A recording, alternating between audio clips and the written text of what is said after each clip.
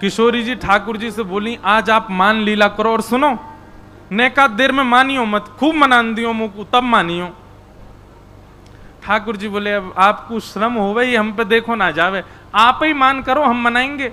श्री जी बोली, नहीं नहीं नहीं, आप मान करो, हम मनाए। अच्छा, मान लीला का एक नियम है, सूर्यास्त के बाद अगर मना लिया आपने तो आप जीत गए, और सामने वालों नहीं मानो तो जो मान करके बैठो वो जीत गए हो। समझ रहे हैं?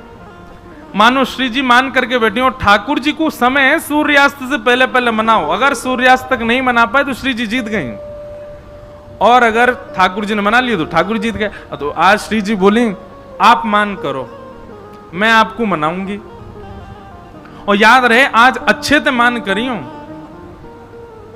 ठाकुर जी बोले, रहने दो, श्रम है जाएगा आपको। नहीं नहीं, आज आप कर ही लो अच्छे से मान।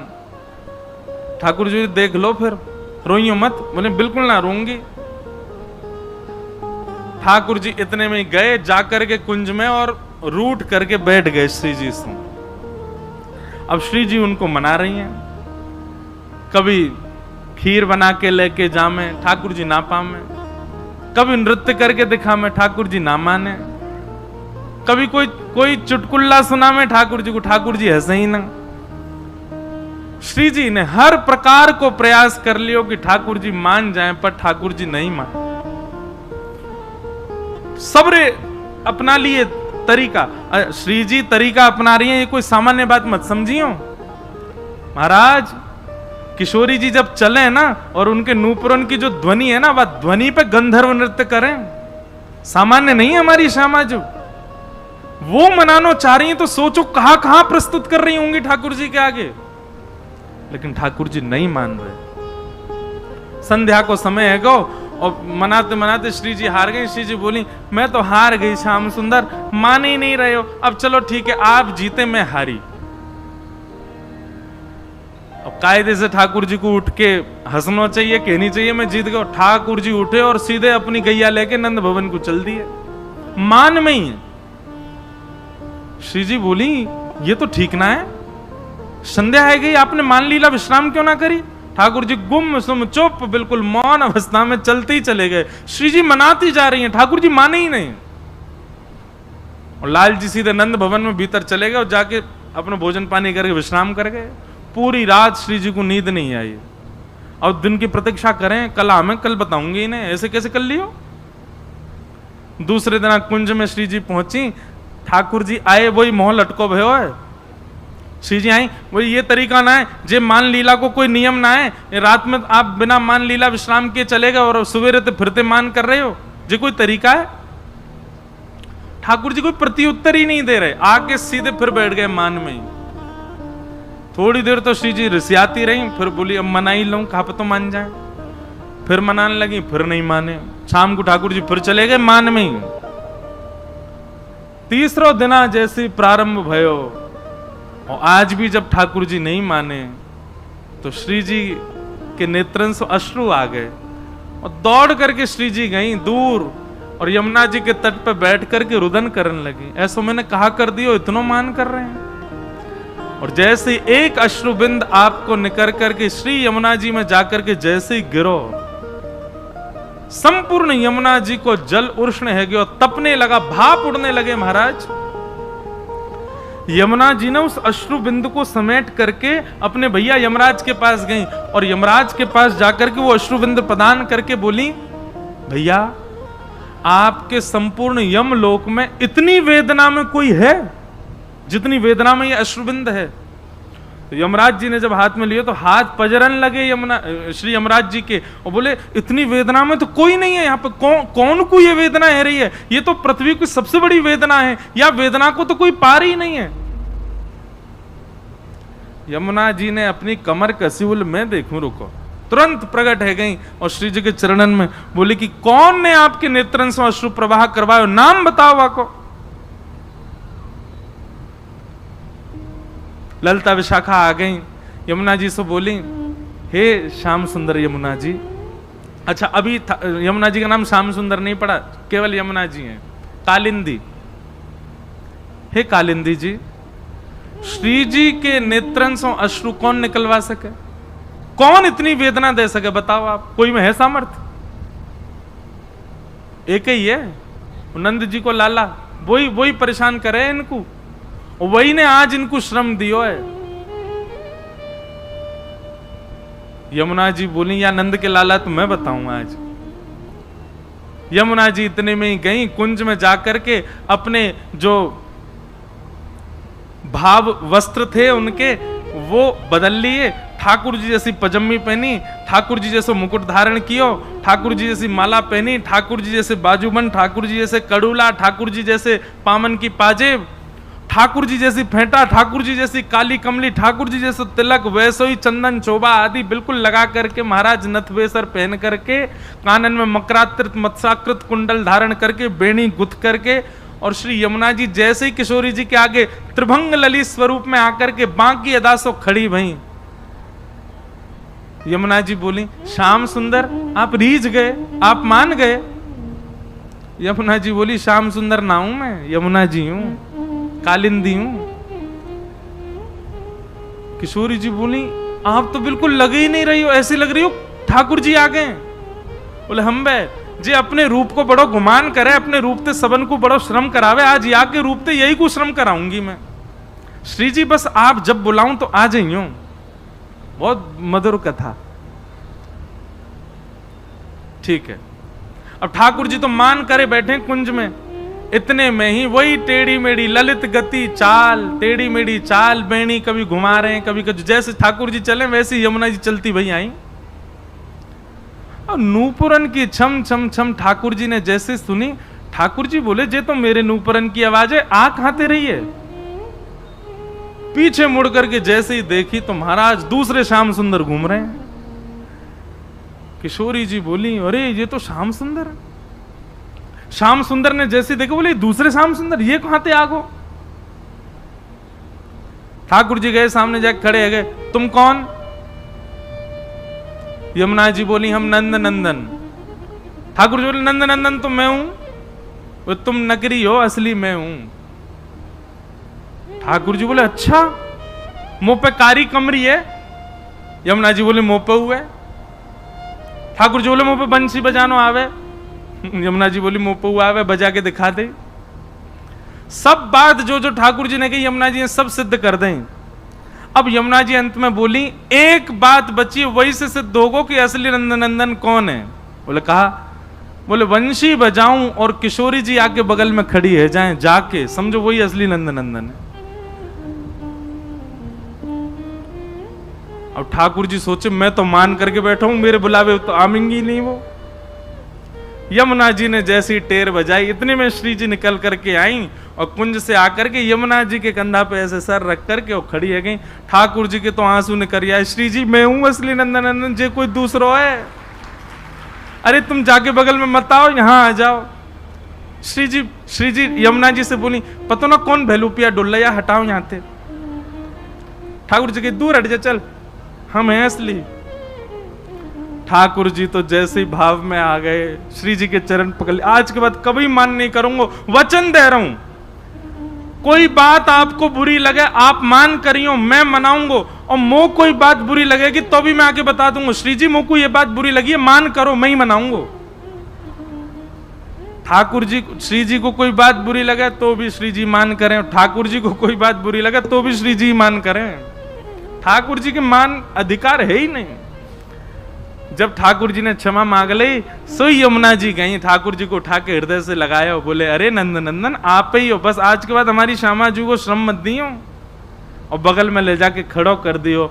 आज ये युगल को मिलन करावे के लिए ठाकुर जी ने यमुना जी को हाथ पकड़ के कही आज हम आपसे एक वस्तु चाहे। बोले कहा आज के बाद आप यही श्रृंगार में रहोगी, मुकुट पहन करके, पीतांबरी पहन करके आप मेरे ही श्रृंगार में रहो, और आज के बाद कोई भी यमुना महारानी की जय नहीं, श्याम सुंदर श्री यमुने महारानी की।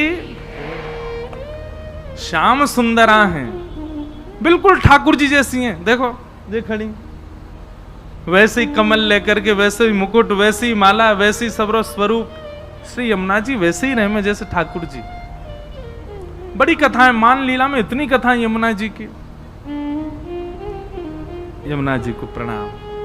भगवान को ब्याह हुआ। ऐसे भगवान के 8 ब्याह भये और यही भगवान की अष्ट पटरानियां हैं। भौमासुर नाम का एक दैत्य था, उसके यहाँ 16,000 राजकुमारियां बंदी थीं। 16,100 राजकुमारियों को ठाकुर जी ने मुक्त करके उनसे भी ब्याह किया। 16,108 भगवान के ब्याह हुए। भगवान ने किसी स्त्री विशेष से ब्याह नहीं किया। भगवान की प्रथम अष्टपटरानियां 8 प्रकृति हैं। प्रकृति के 8 अंग कौन कौन से? पृथ्वी, जल, अग्नि, वायु, आकाश। हमारे भीतर 4 तत्व हैं, उनमें से 3 तत्व मन, बुद्धि और अहंकार। ये भगवान की 8 पत्नियां हैं। इन 8 पत्नियों में कोई जल तत्व है, कोई अग्नि तत्व है, कोई पृथ्वी तत्व है, कोई वायु तत्व है, कोई मन तत्व है, कोई आत्मा तत्व है। और 16,100 जो पत्नियां हैं भगवान की, ये हमारे वेदन के वो मंत्र हैं जिन मंत्रन से ठाकुर जी की उपासना की जाए। उपासना कांड के मंत्र हैं। इस प्रकार भगवान ने 16,108 ब्याह किए। आगे भागवत में राजा नृण की कथा आती है। एक नृण नाम के राजा थे, वो दानवीर थे। उनसे एक दान में अपराध बना, जिसके कारण उनको कृकलाश गिरगिट बनना पड़ा। भगवान ने फिर उन पर अनुग्रह किया। नारद जी भगवान की ग्रहचर्या देखने के लिए आए और भगवान की ग्रहचर्या दिनचर्या देख करके नारद जी को अनुभव हुआ, भगवान 16,108 पत्नियों के साथ एक साथ अलग अलग भवनों में एक ही समय पर एक साथ निवास करते हैं। मतलब द्वारिका में ठाकुर जी एक रूप में नहीं रहते, 16,108 रूप धारण करके सब पत्नियों के साथ रहते हैं। नारद जी गए तो इस भावना से थे कि कोई पत्नी शिकायत करेगी कि ठाकुर जी मेरे संग नहीं रहते, वही के संग रहे मैं। पर सब पत्नियों ने एक ही शिकायत करी, बोले कहा मोए छोड़ के जामे ही ना है, पूरे दिन मेरे पास ही रहे मैं। ऐसी भगवान की ग्रहचर्या का दर्शन किया। अंत तो गत्वा नारद जी ने ठाकुर जी को प्रणाम करके कहा, आप जैसे आप ही हो, कोई नहीं हो सकता। बन्नो कृष्ण लीला करणीय नहीं है, मैं फिर कहूं, आप कर नहीं सकते भगवान कृष्ण ने जो किया है। कृष्ण लीला अनुकरणीय है, जो कह रहे हैं वो करो।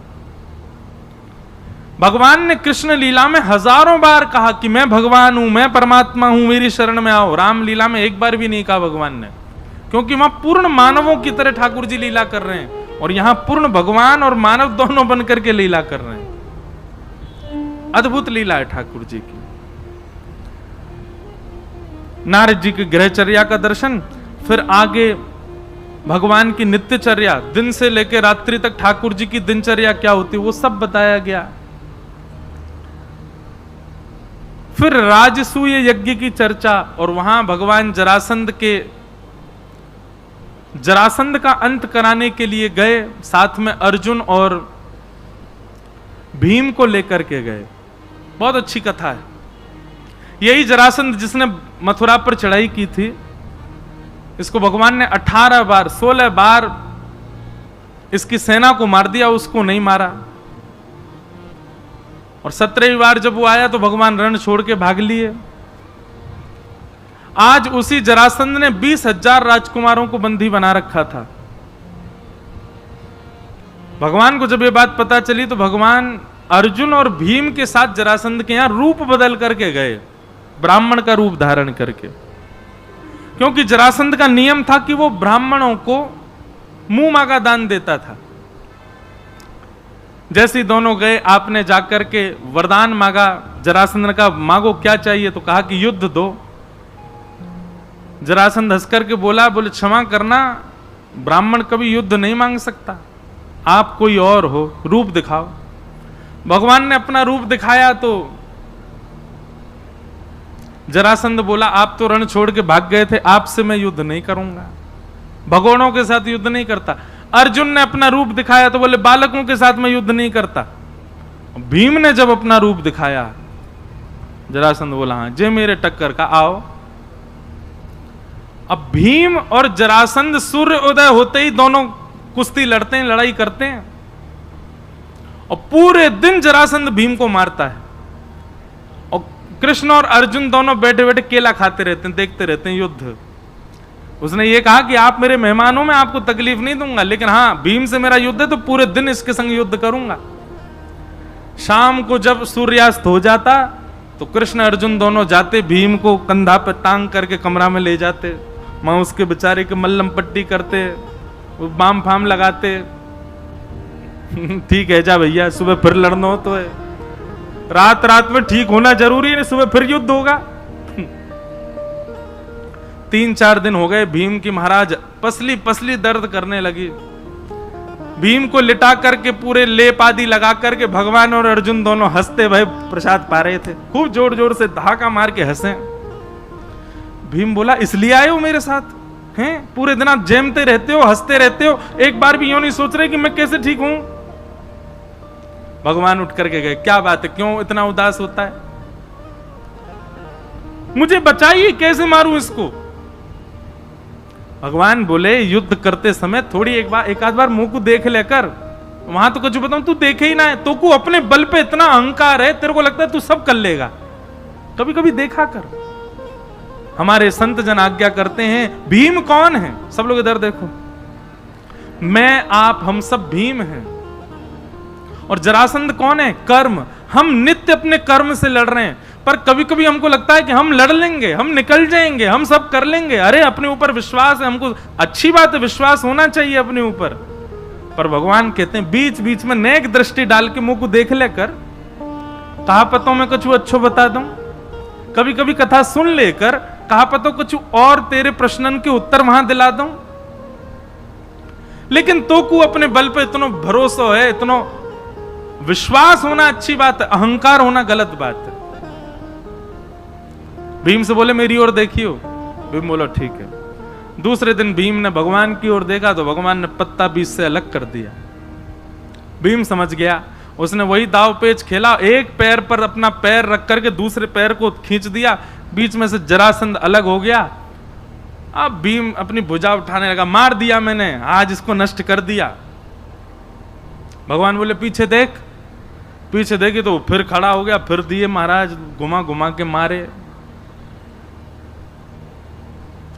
रात में बेचारा फिर गिर गया, भगवान फिर लाद के लाए उसको कमरा में, फिर बाम फाम लगाए। भीम बोला आज तो आपकी ओर देखा था मैंने। भगवान बोले देखा था, पर मैं जीतूं इस भावना से देखा था। मानव का अधिकार कर्म पर है, फल पर नहीं। फल की कामना से मेरे पास मत आ, केवल अपने कर्म को सुदृढ़ मैं कर सकूं इस भावना से मेरे पास आ। नाथ मैं ये करने जा रहा हूं, बस मैं अच्छे से करूं, फल क्या मिले भगवान बोले वो मेरे हाथ में, उसकी चिंता मत करो। तैने मेरी ओर किस भावना से देखा कि फल क्या चाहिए? फल चाहिए, जीतना है, फल की कामना नहीं।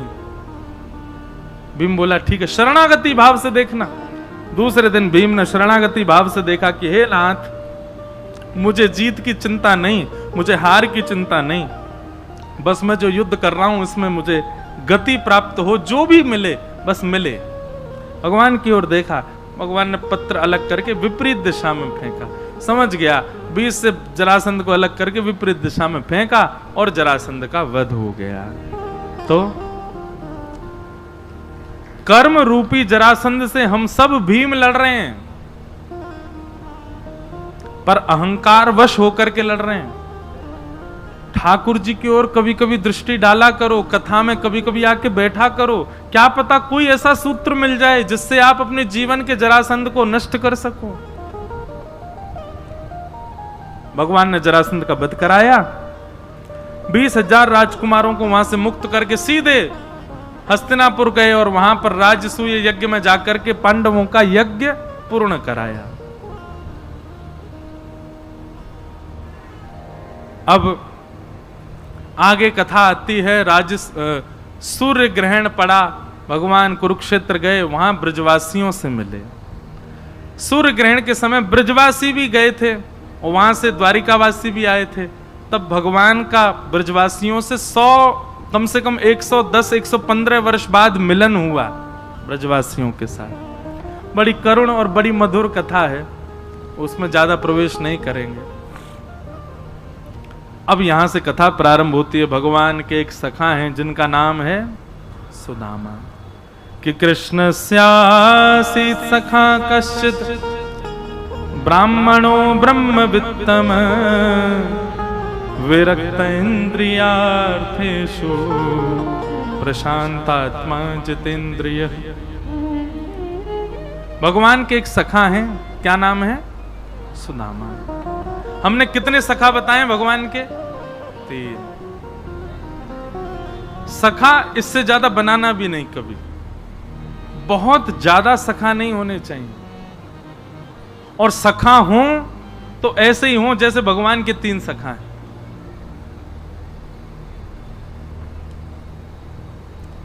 अर्जुन, उद्धव और सुदामा। भागवत जी में बंधुओं सुदामा जी का नाम नहीं है, केवल ब्राह्मण कहकर के संबोधित किया। भगवान का एक सखा ब्राह्मण था, एक ब्राह्मण सखा था, क्योंकि वे नित्य भगवान के नाम को ही अपना दाम मानते थे, अपना सर्वस्व मानते थे, इसलिए विद्वत जनों ने उनका नाम सुदामा बताया। यथा नाम तथा गुण। मैंने कहा ना, प्राचीन काल में लोगों के नाम ऐसे नहीं रखे जाते थे, उनके गुण के अनुसार नाम होते थे, इसलिए उनका नाम सुदामा। एक ही गुरुकुल में पढ़े, भगवान श्री कृष्ण के साथ में 24 घंटा संग रहे। सखा और मित्र 2 होते हैं, स खादति स खेलति या सा सखा, और यदा कदा मिलती या सा मित्र। कभी कभी मिले, काम पड़ने पर मिले, जरूरत पड़ने पर मिले, वो मित्र है। और जो संग में ही रहे, संग ही खाए, संग ही सोए, एक ही वस्त्र दोनों पहन लेते हैं, उसको कहते हैं सखा। सुदामा जी सखा हैं भगवान के। ऐसे श्री सुदामा जी, पावन कथा सबने सुनी है सुदामा जी की, पर मैं कुछ कुछ भाव उनके जो विशिष्ट हैं वो कह दूं। नवदा भक्ति में एक भक्ति का नाम है सख्य भक्ति, और सख्य भक्ति पर अधिकार हमारा नहीं होता। हम बाकी की सारी भक्ति ठाकुर जी की कर सकते हैं, पर सख्य भक्ति हम तभी कर सकते हैं जब ठाकुर जी हमसे रीझे हुए हों। भाई सखा आप किसी को तभी बना सकते हो जब सामने वाला आपसे रीझा हुआ हो। बिना उसकी अनुमति के आप उसको सखा नहीं बना सकते।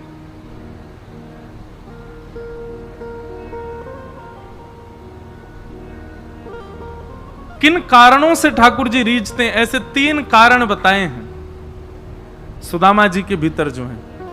सबसे पहला, बहुत ध्यानपूर्वक सुनिएगा, विरक्त इंद्रियार्थेषु। श्री सुदामा जी महाराज अपनी इंद्रियों से परम विरक्त हैं। इंद्रिय विरक्त का मतलब क्या होता है? जो अपनी इंद्रियों की इच्छा पूरी ना करे उसको इंद्रिय विरक्त कहते हैं। जीव की इच्छा हो रही है, मुझे कचौड़ी खानी है, तुरंत आप गए बाइक उठा के और कचौड़ी खा ली, तो आप आसक्त इंद्रिय हो, ठाकुर जी के सखा नहीं बन पाओगे। नेत्रों की इच्छा हो रही है, उसको देखना, तुरंत देखने पहुंच गए, तो आप आसक्त इंद्रिय हो, आप ठाकुर जी की प्राप्ति नहीं कर पाओगे। आपके सर्वांगीण तन में कोई भी इंद्रिय इच्छा प्रकट करती हो और आप लग जाते हो उसको पूरा करने में, तो आप आसक्त इंद्रिय हो। विरक्त इंद्रिय कैसा होता है? कैसी भी इच्छा प्रकट हो रही है, लेकिन उस इच्छा को जो दबा दे, उस इच्छा पर अमल करके अपनी इंद्रियों को इच्छा पूरी ना करने देवे, वो विरक्त इंद्रिय भगवान को प्रिय है। भगवान उसको भक्त नहीं बनाते, सखा बना लेते हैं अपना। अच्छा, इसके पीछे कारण क्या है? विरक्त इंद्रिय ठाकुर जी को प्रिय क्यों? भगवान कहते हैं भैया सखा बन जाएगा तो मेरे संग रहेगो, और मैं तो पूरी दुनिया में जाऊं, भक्त जो पवावे सो पाऊं, कभी अपनी रचनाओं को भावना रखूं। भक्त जो दे देगो मेरे का जी स्वीकार है। और कर्मा भाई है, वो बिना नहाए धोए खिचड़ी बनावे, और कहां तक कहें महाराज, दांतुन करती वही खिचड़ी बनावे। और कभी कभी खिचड़ी लग ना जाए तो दांतुन के पिछले भाव से ही चला दे, और ठाकुर जी वाकू पावे के लिए मंदिर से दौड़ के आवे। हमारे अंदर दोष आएगा अगर हम आसक्त इंद्रिय होंगे तो। ठाकुर जी तो संग लेके जाए, चल भैया एक सगी बुला रही वाग खा भी चलेंगे। ठाकुर जी तो पामेंगे प्रेम से हमको, अरे राम राम दांत उनते चलाई गया हम ना खा रहे। आसक्त इंद्रिय।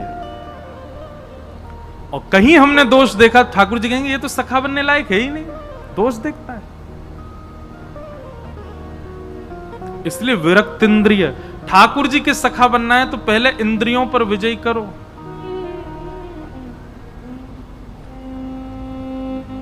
सबरी ने बेर खिलाए ठाकुर जी को। सबरी बेर कैसे खिलाती? पहले चख के देखती, अगर खट्टा होता तो दूर रख देती, मीठा होता तो ठाकुर जी को दे।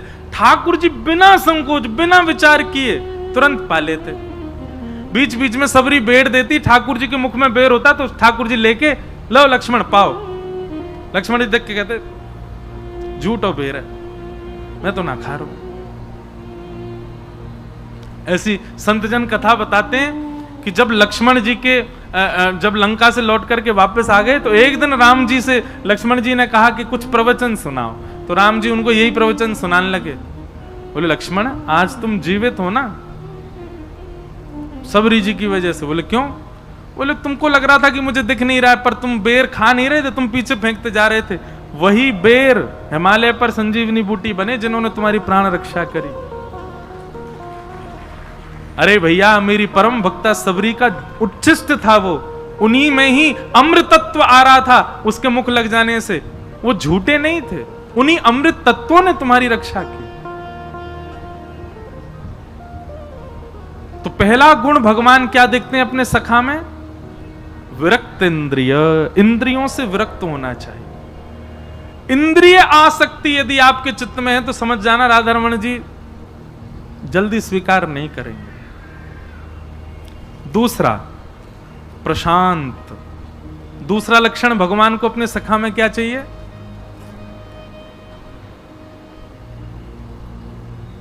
क्या चाहिए? प्रशांत।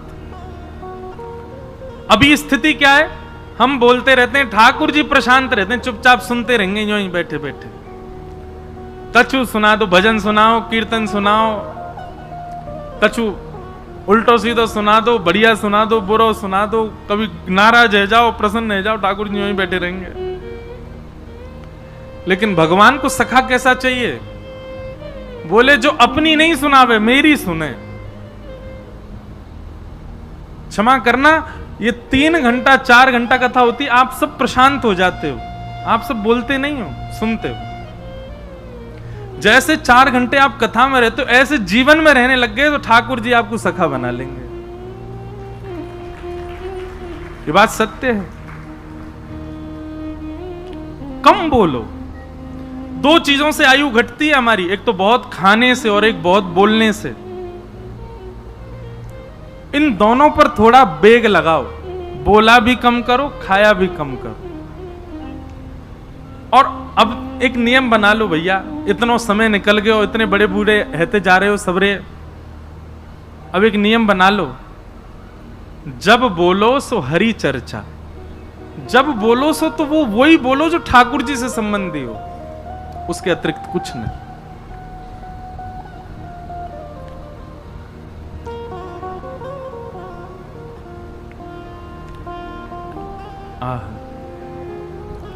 दूसरा गुण क्या है? प्रशांत, अत्यंत शांत।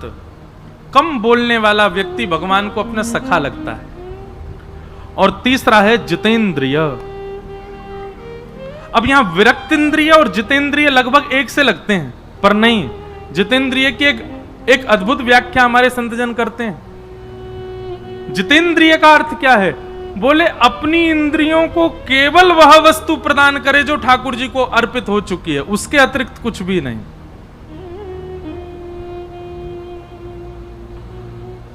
केवल वह वस्तु प्रदान करे जो ठाकुर जी, मतलब नेत्रों से उसको निहारे जो हरि संबंधी है, कानों से उसकी चर्चा सुने जो हरि संबंधी है या हरि की चर्चा कर रहा है, जिह्वा पर केवल वो जाएगा जो ठाकुर जी को पधराया जा चुका है, वस्त्र भी वो पहनेंगे जिससे ऐसा लगे हम ठाकुर जी के ही हैं। अपना मुख आकृति, चाल ढाल, बोल चाल, सारा जीवन ऐसा बना ले कि देख करके, बैठ करके, सुन करके ऐसा लगे निश्चित ही भगवान का कोई इसके अंदर भगवत भक्ति भाव है। प्रत्येक इंद्रिय को केवल भगवत संबंधी वस्तु प्रदान करे,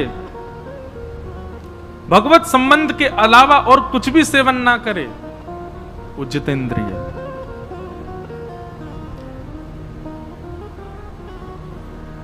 ये 3 लक्षण हैं श्री सुदामा जी में,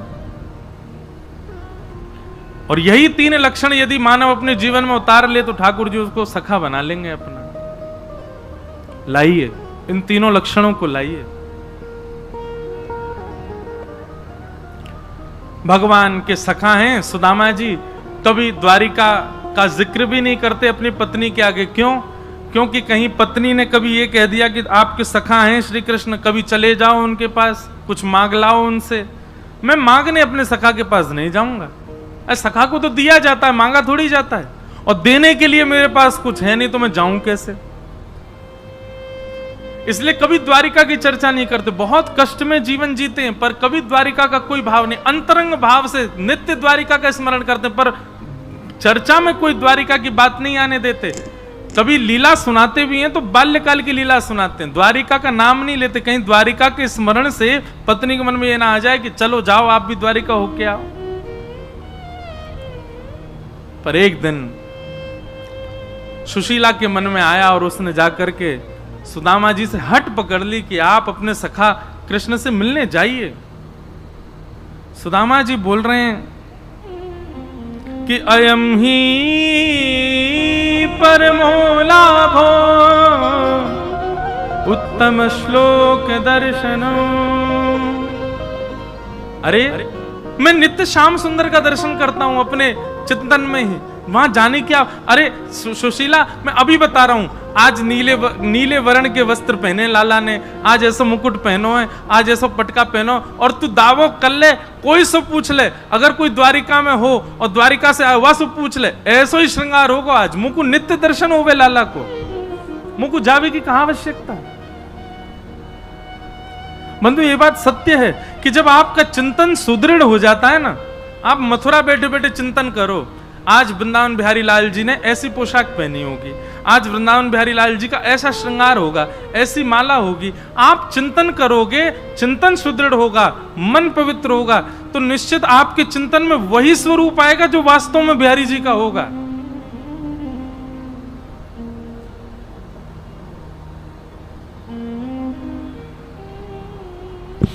चिंतन में ये सामर्थ्य है। हमारे पंडित श्री गया प्रसाद जी महाराज और उड़िया बाबा दोनों, उनको इतना प्रेम कि पंडित जी महाराज को खांसी होती तो उड़िया बाबा दूर बैठे बैठे अचानक से स्तब्ध रह जाते और वहां बैठे लोगों से बोलते, अरे पंडित जी महाराज को खांसी आ रही है। इतनी दूर से उनको पता चल जाता था।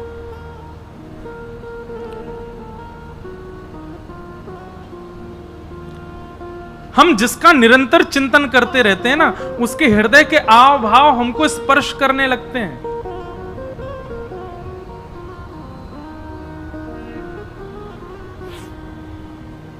लेकिन पत्नी के बार बार कहने पर सुदामा जी महाराज गए। चलते चलते 7 दिन बीत गए पर रास्ता भटक गए।